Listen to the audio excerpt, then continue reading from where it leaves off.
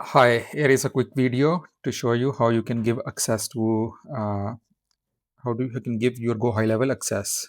So once you will log in, you will see a screen like this one, and you will go here to the settings, and then under my staff,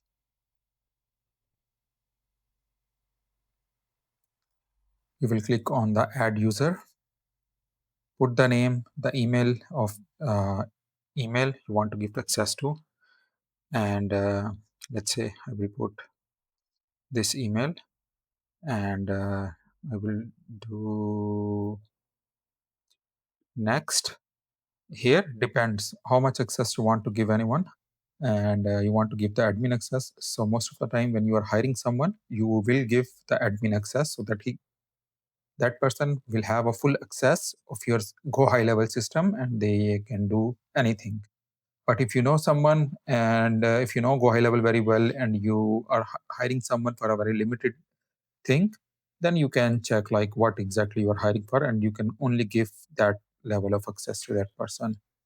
So I will do just next, and that's it. And that person will get the email, and then he will can log in into the sewer system.